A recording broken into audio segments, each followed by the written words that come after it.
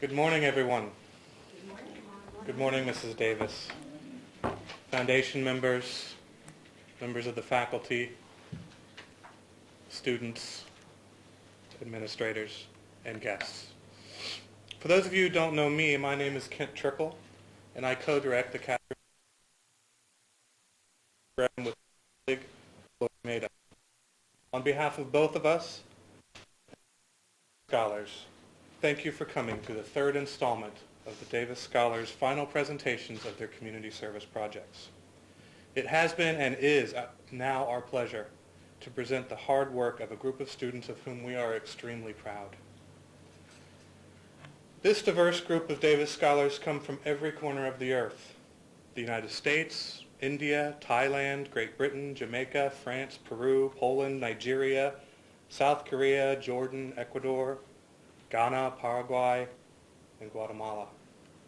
Throughout this year, these scholars have exhibited their leadership, academic excellence, and commitment to service, characteristics for which they were initially selected to receive the scholarship. They've been accepted to Columbia, Amherst, Baruch, Pace, and Iona, among others. It's not really important where they're going after they leave WCC, because we know that they'll be successful wherever their lives lead them. We also had a bit of a baby boom this year, as two of our scholars have experienced the birth of their children. Jabril, his son was born just a few months ago, and Janet Ortiz is in the hospital now with her newborn baby daughter, who was born just last night. These two are all of the scholars should be proud of the work that they've accomplished this year. We certainly are proud of them, and we think that you will when you see a sampling of what they've accomplished.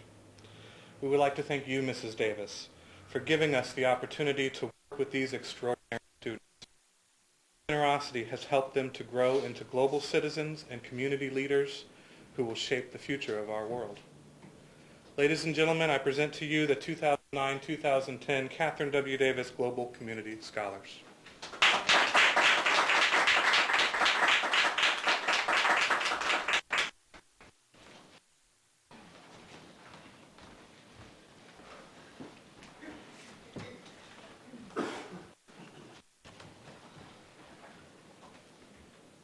Good morning, everyone, and welcome.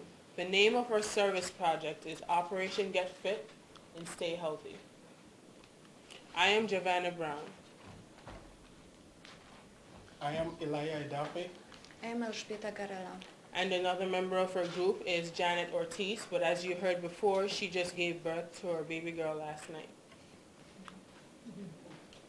Our mission statement: Operation Get Fit and Stay Healthy was created in response to the growing rate of obesity and overweight among young teenagers. The goal of our initiative is to encourage the students of Westchester Community College to become more proactive in response to their nutrition and wellness. Our group came together because of our common interest in health and nutrition. We wanted to share our passion through a community service project and decided that creating a wellness and fitness initiative, incorporating resources found on campus, would not only be beneficial and proactive, but would also have a long-lasting impact on our campus community. Our project was created and molded to fit the needs of students of Worcester Community College. We set out to portray this initiative as a convenient tool to help students get motivated in becoming healthier and happier individuals. As you can see from the survey, young adults ages 18-24 claim that they don't have too much time to worry about their diet, they don't want to give up their favorite foods, as well as they need more practical tips on how to eat healthy. These were the major points we want to address with our initiative. We had several nutritional meetings here on campus to encourage students on ways how to manage their weight. We also had these meetings to introduce our exercise programs that would meet at various days and times during the week on campus. We had a campus common hour run where students would meet for 1 hour to do a 1-mile walk, run, or jog. However, we experienced a lack of participation from the student body. We created this initiative to be very easy, but despite our several meetings to kick off this initiative, it looked like this initiative was not headed in the direction we had initially anticipated. With the new direction in mind, we teamed up with Pound for Pound Challenge to raise the money for our local food bank. Westchester Community College students pledged to lose weight, and for each pound they pledged, Pound for Pound organization donated 14 cents to our local food bank. By helping our off-campus community, students were hopefully motivated to follow through with their pledge and to lose weight. We still felt like we needed to take more action towards the subject of nutritional wellness on campus. So we decided to assess the attitudes and the belief of the students, and this is what we found out. From your screen over here, you can see 69% of students respondents claimed that they were unhappy with their current weight. 40% of student respondents felt that the college does not offer enough resources in response to their nutritional wellness. And 41% of student respondents say they do not have enough time to take care of their nutritional wellness right now. Our group realized that the students here on campus needed to be introduced or reminded of the various resources on campus for their nutritional and wellness needs. So we approached our students' activities coordinator, Adam Frank, to propose the idea of the implementation of a pamphlet of information that would encourage students on different ways on which foods to avoid, which to focus on, how to easily decipher a food label, and also to stress the importance of the balance between physical input with food intake. After hearing about the evolution of our service project, the student activity coordinator decided that there would be better ways to address this issue of nutrition and wellness. So he decided that this pamphlet will be incorporated into the orientation package every new student gets at the beginning of the semester. What we have learned about community service is priceless. The need to give back is constant, but it doesn't come without obstacles. Our project taught us not to give up and to be persistent. If you recognize there is a need and you want to do something about it, you have to keep trying, even though you may keep failing over and over again. Patience is key. Even though our project was very frustrating at times, we realized that we should not use this opportunity to get us down. We had beautiful displays, and guest speakers took time out of their schedules to come and meet with us, but only a handful of people would show up. So we used this event to reinvent our project and to make it better.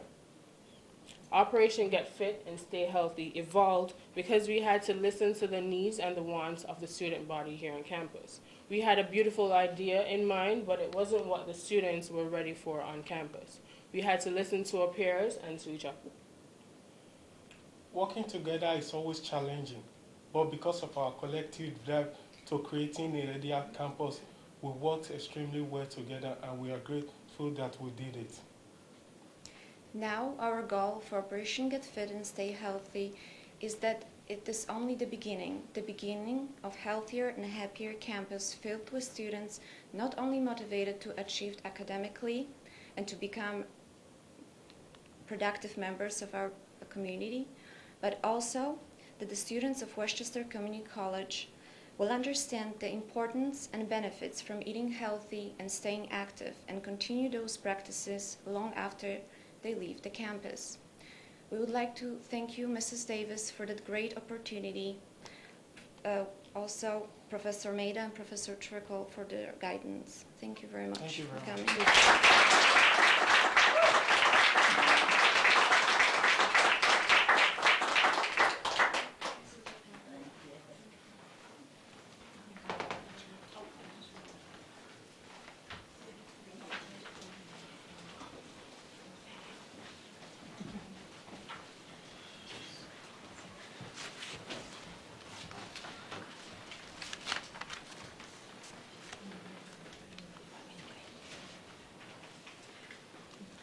Good morning. I would like to extend a warm welcome to everyone here today And a special thanks for taking the time to attend our presentations. We are very eager to share our service project with you. First, I would like to begin by introducing our group.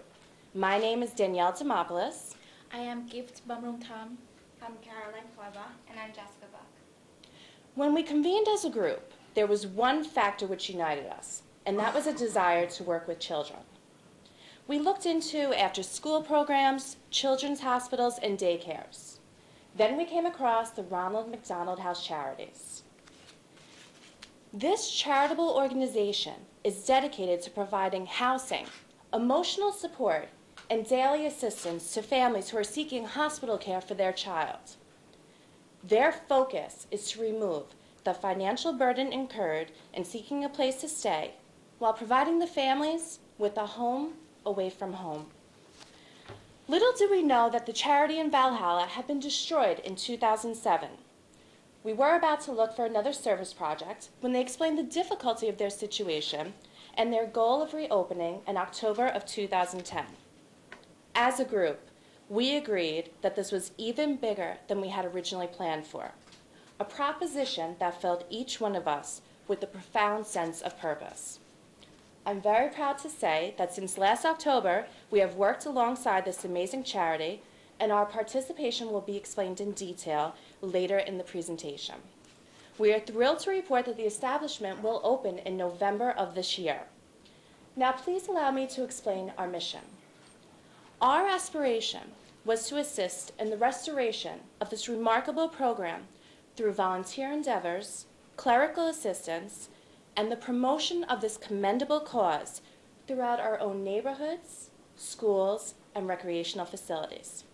Thank you very much for your attention, and please welcome Gift, who will share with you the history of this extraordinary organization. Thank you, Daniel. Over the past 35 years, the Ronald McDonald House Charity has been creating and supporting programs that directly improve the health and well-being of 4 million children worldwide. In 1984, Ronald McDonald House Charity was officially established in memory of McDonald's founder, Ray Kroc, who served as a leading advocate for children. In 1992, the Ronald McDonald Family Room was created for a family of critically ill children awaiting hospital care. In 2000, they launched the Ronald McDonald Care Mobile, offering cost-effective medical, dental, and health education services to vulnerable children. And this is the picture of the Ronald McDonald Family Room, which is decorated beautifully for children while waiting for their treatment. And this is a picture of the house charities, which offers families a way to stay together while they are doing hospital care. And this is the McDonald Care Mobile, which delivers treatment and reduces reliance on emergency rooms. With a network of local chapters, Ronald McDonald House Charity programs can be found in 52 countries worldwide. We believe that when you change a child's life, you change a family, which can change a community and ultimately the world. We have been volunteering at the family room in the Children's Hospital for 2 semesters, and Caroline is going to tell you what we have done throughout the year. Thank you, Gift. Now that you have all received information regarding the organization, I would like to share some of the volunteer work we have taken part in. Every week we went to the office to assist with clerical work, including thank you letters to all the generous donors. We were also responsible of keeping a record of all donations made, as well as inquiring future contributions. For the Home for the Holidays event, we prepared the baskets, which were comprised of various goods contributed by small businesses across the area. We have the privilege of calling up the winners of the raffle baskets, which was a wonderful chance to speak with supporters of this amazing organization. We had also used a very simple way to help the Ronald McDonald House to raise money while at the same time encouraging recycling. We collected thousands of pop-tops and then drop them off at our local Ronald McDonald House in Westchester. The recycling center then sends Ronald McDonald House a check for the total value of pop-tops collected. We enjoy participating in the organization, execution, and closure of each event, which was aimed to aid in the reestablishment of this charitable organization. Such events included the Home for the Holidays event, the walkathon, and the wine tasting event. On campus, we hosted bake sales, which satisfy our fellow students' appetites, while raising an impressive amount of money, which we donated to a Ronald McDonald House. We visited many small businesses in our community to tell them about this foundation and any upcoming events. Many were glad to hear that there is a place like Ronald McDonald House, which caters to the needs of these children and their families. In addition, we send out emails and poster flyers in the school and community to raise awareness about the need to rebuild this remarkable organization. Now I'm going to show you the current state of the house. And here it is, the projected outcome. Jessica is now going to close our presentation with a few last comments. Thank you, Caroline. When families realize that they may not be financially capable of staying close to their hospitalized child, they become consumed by an overwhelming state of helplessness. Research shows that a family presence in the hospital helps children heal faster and cope better. This is where the Ronald McDonald Charity comes in and provides families the opportunity to stay in close proximity of their child, essentially alleviating some of the overwhelming fears that plague the parents' vulnerable minds. We were fortunate enough to find a cause in which we truly believe.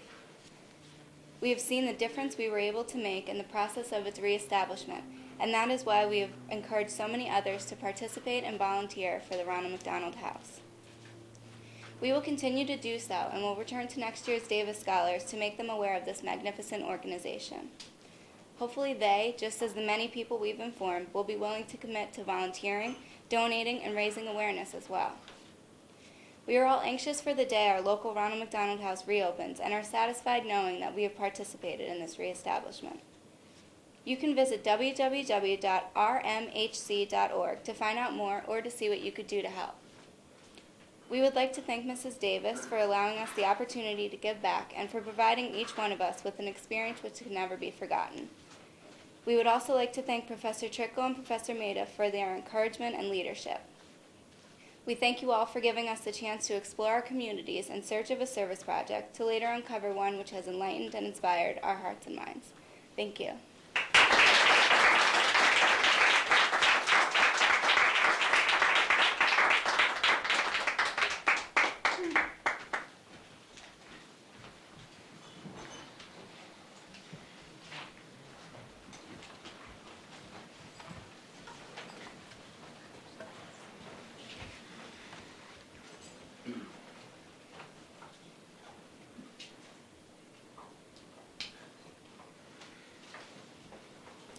Good morning and thank you for coming. I am Nadine Kerr. This is Lashika Blanchard, Joanna Croissant, and Michelangelo Calabi.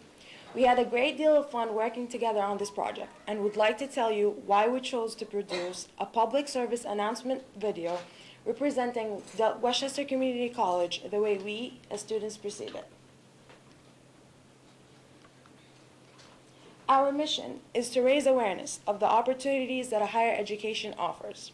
As an added benefit to our efforts, our project will encourage community members to take advantages of these opportunities at Westchester Community College. We will achieve this through the production and targeted screening of a short film that features each member of the Catherine W. Davis Global Community Scholars Program. We will highlight aspects such as affordable schooling, international understanding, and community service. Our goal is to enlighten those who have reservations about the value of a community college education. We expect this film to encourage them to see WCC for what it truly is, an established accredited learning institution with a record of excellence in education. What does WCC have to offer? a diverse group of classmates that each offer unique views of our school and enrich our experiences. Scholarship programs, such as the Catherine W. Davis and the Sophia Abels Honors. Westchester Community College is truly dedicated to helping students continue their education. Each year, they give over $1 million to students in need. Variety of clubs and organizations, such as the Alpha Beta Gamma, Phi Theta Kappa, and the Honors Club. State-of-the-art facilities. A couple examples are the Gateway Building and the new digital filmmaking program with the state-of-the-art media lab. Innovative thinking. Around every turn, there seems to be something new going on. One example is the integration of the Rosetta Stone, a program that uses the newest techniques when one is attempting to acquire a second language. A beautiful scenic campus. Westchester Community College is located in the center of Westchester for everyone's convenience. Even with all these wonderful programs, these are just a small amount of the grandly diverse aspects offered at our college. We decided to produce a public service announcement about WCC to make prospective students aware of the opportunities WCC has to offer. Often, a lack of information leads to confusion and misconception. As current WCC students and Davis scholars, we felt the need to provide an accurate picture of WCC. We hope that our video will clarify the confusion and encourage prospective students to experience a higher education at WCC. Indeed, WCC is one of the best SUNY colleges in the country, and often WCC students are solicited by prestigious four-year school. And finally, WCC is not only a two-year school, it is a stepping stone toward accomplishment and success. We choose to display our video in the Gateway Center because the Gateway Center is the core of WCC. It is the welcoming center and the symbol of success and opportunity. And with this film, we will target all students and give them the information necessary to succeed in college. Our film will be incorporated with the Gateway Center's Welcome Center, or Gateway Building's Welcome Center, and will be viewed by thousands of people who attend or visit our school. With this video, we will show just how much our students and faculty care for them. So without further ado, we present to you a trailer for our film, Opportunity Awaits, a look at Westchester Community College through the eyes of the Catherine W. Davis Global Community Scholars.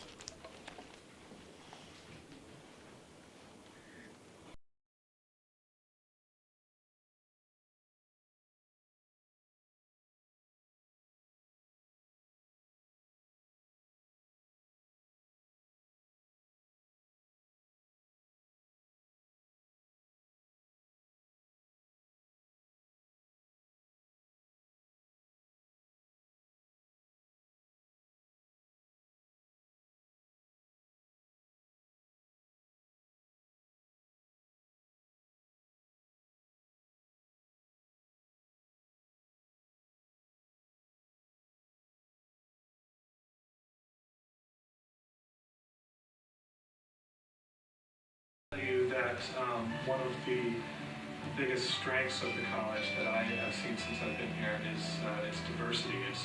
It's really, yeah, I came from the University of Florida, which has a good bit of diversity, but nothing like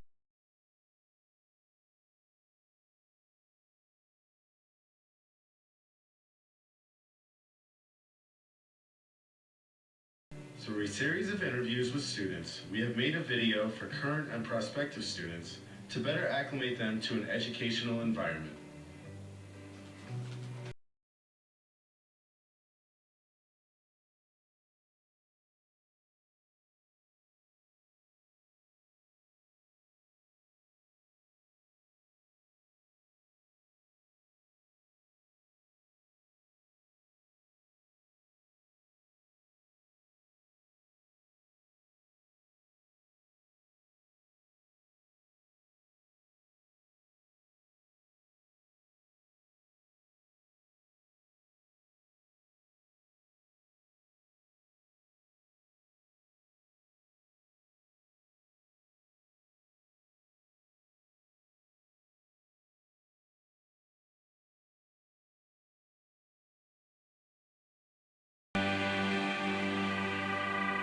The information is now at their fingertips, and their chances to succeed have been enhanced. So join us here at Westchester Community College, where opportunity awaits. We would like to thank Mrs. Davis for this tremendous opportunity, and we would like to thank Professors Lori Maida and Ken Trickle for their support and guidance. Thank you all for attending our presentations.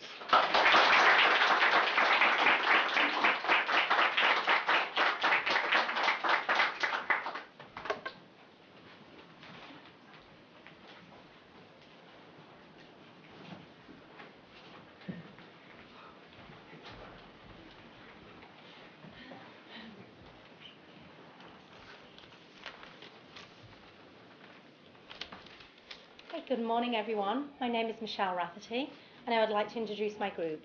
Hello, my name is Usha Bish. Hi, my name is Kevin Jung. We chose to do a gardening project with the neighborhood house, firstly because of our similar interests. For myself, I simply love working outdoors, and even though I've never done an herb garden before, I believe it is vital to have such gardens. Usha had a similar interest in that she wanted to do a project that involved sustainability. And lastly, Kevin was interested in working with seniors.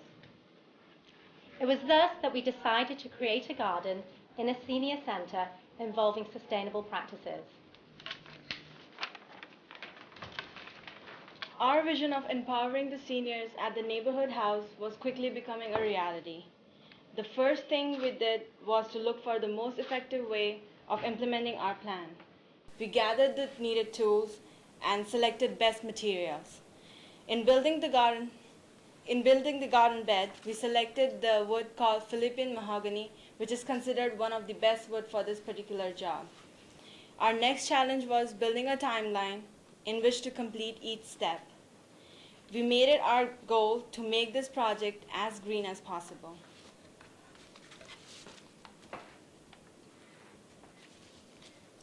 Lasagna gardening method literally means what is implied. Different layers of material, paper, leaves, food waste and newspapers layered over one another, therefore creating an instant compost in the garden. This method also conserves water, and the paper is a natural weed barrier. In addition to the lasagna gardening, we use drip feed bottles. Using recycled 2-liter bottles, we cut the bottom end and stuck the top end into the ground. Water is filled into the bottles, and when the water level goes down, seniors can refill bottles without using heavy hoses. Natural pesticides. Since there is food material in the ground which has not yet decomposed, we use marigolds as a natural pesticide to keep animals away. In addition, the marigolds add ornamentation and colour to the garden.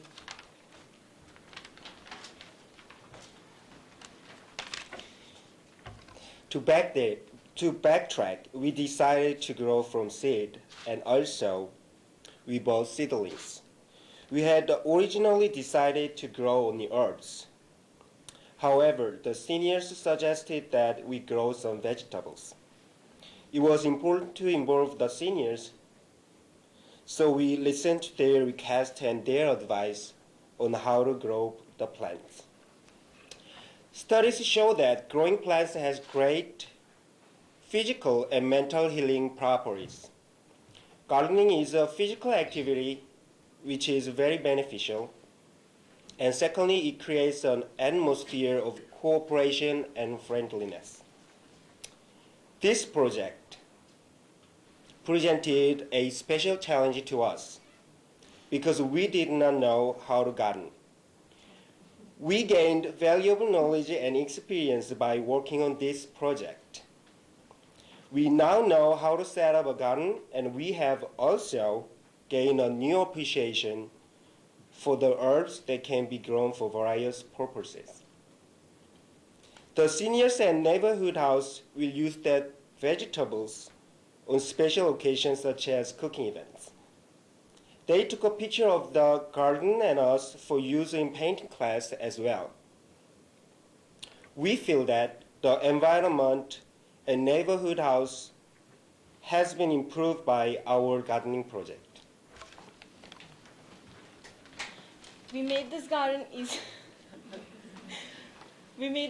easy to maintain so that seniors alone would be able to take care of it. However, we have also made other connections with the Cornell Cooperative Extension Master Gardening Program and other volunteer groups such as the Tarrytown Garden Club. Our ultimate vision for this project is to build bridges and create a symbol of unity and sustainable gardening. Lastly, we would all like to thank Mrs. Davis for giving us this great opportunity to work with our community and learn new things about it. We would also like to thank the Neighborhood House, the Springbrook Nursery, Professor Mehta and Professor Trickle for continuously providing us with their support and guidance. Thank you all for joining us.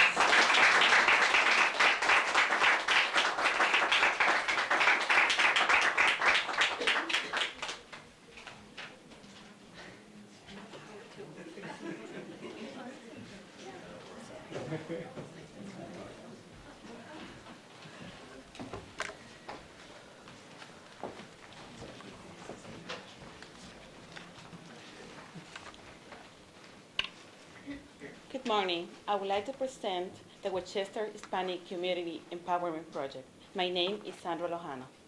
I'm Jibril Yahya Lua. I'm David Monges. Andrew Robinson. And Leslie Rodriguez. So we all recognize these words inscribed on the Statue of Liberty, a testament to the importance of the role that immigration has played in our country's past.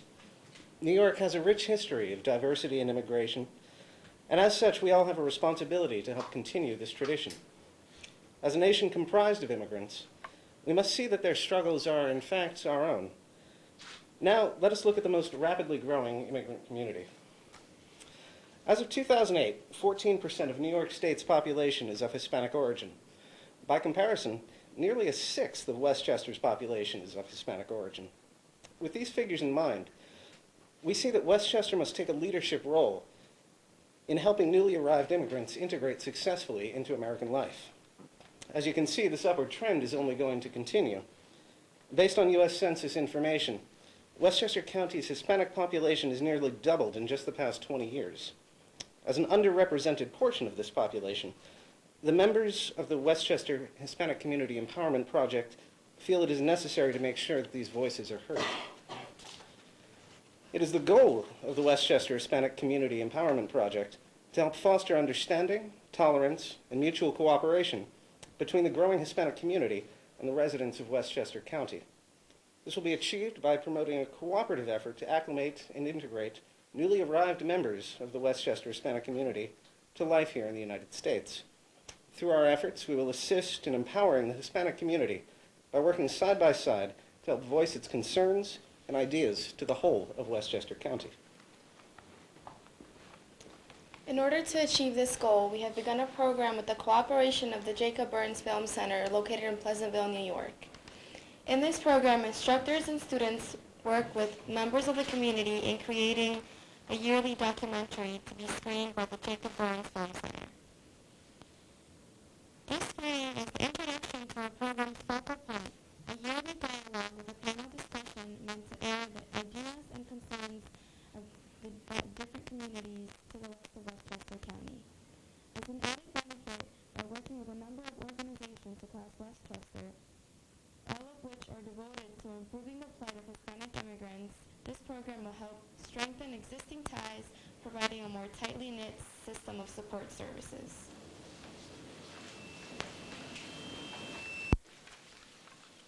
One of the organizations we were fortunate to work with was Encuentro Español on the theme Education in the Dream Act.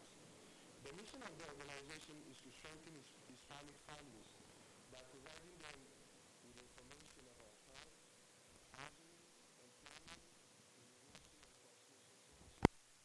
They also offer educational services like ESL.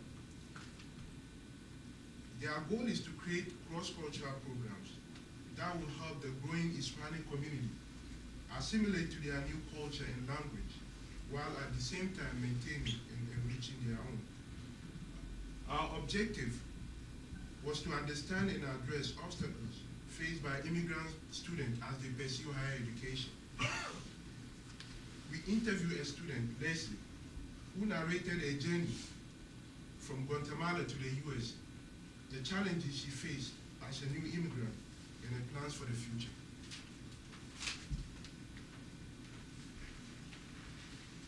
We also work with the Hispanic Resource Center located in Mamaroneck. The theme of this organization is English Language Acquisition. The center objective is to consider the difficulties that come from Hispanic immigrants trying to learn English. It is important to mention there are organizations that offer free ESL classes to immigrants so that they can learn and be able to use the language to achieve their goals. While working with this organization, we try to give a contrast with two members of the organization and demonstrate there are many barriers that immigrants confront during their lives in the United States. Our goal is to motivate our participants to continue their efforts to learn English and cope with this society.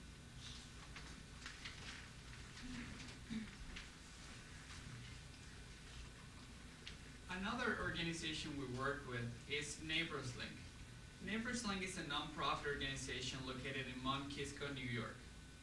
Founded in the year 2000, Neighbors Link serves around 4,000 immigrants, or roughly 25% of Mount Kisco population.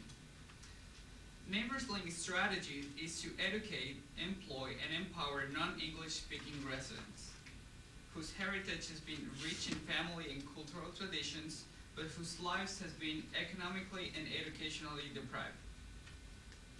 Neighbors Link has developed programs in community development, in children education, in mental and medical health, ESL classes, and family counseling.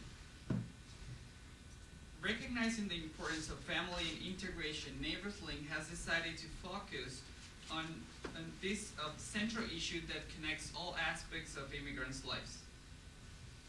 At Neighbors Link, we work with one participant and we learn from his struggle of having to be separated from his family while gathering the resources to reunite with his wife here in Westchester County.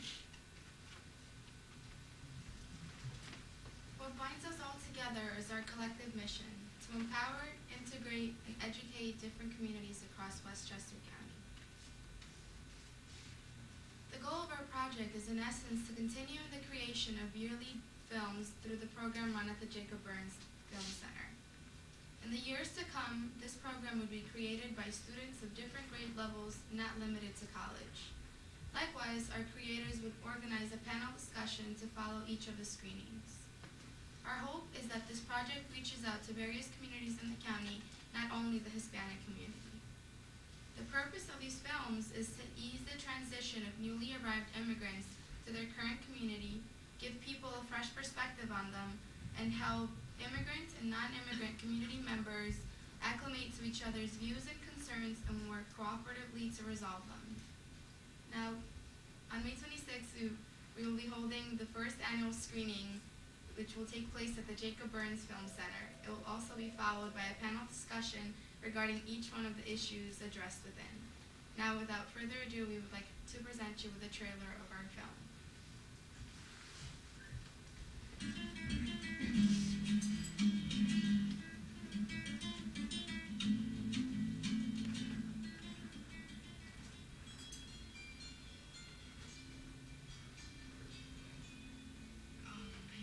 I started not knowing but a few numbers and colors, so I would come home and cry at night, because at work I didn't understand what people were saying to me. My mom would just say, it's gonna be okay, you're gonna get through it. And fortunately, I did. I think the best decision that my mom could have made, because I was able to reap all the benefits of being a good student in the high school. El motivo por el que yo aprendí inglés es porque necesariamente lo necesitaba en mi primer trabajo. Aprender el inglés por el motivo del trabajo desde que yo llegué acá, solamente me quedé trabajar todo y no tenía tiempo para poder estudiar inglés. Pero tengo la voluntad de aprenderlo y quiero hacerlo. Yo sé que aprendiendo inglés voy a tener las puertas.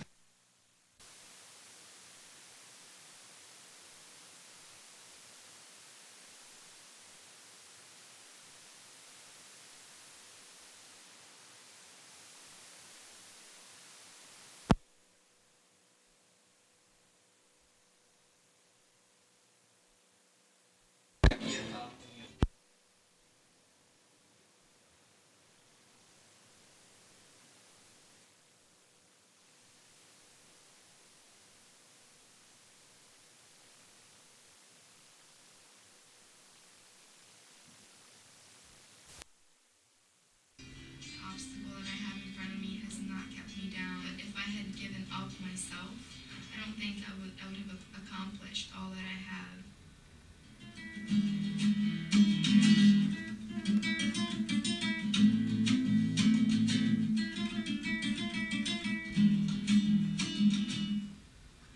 We would like to thank Mrs. Davis for the magnificent opportunity to work on this project, Professor Trickle and Professor Maida for their continued support and guidance, and everyone who joined us today.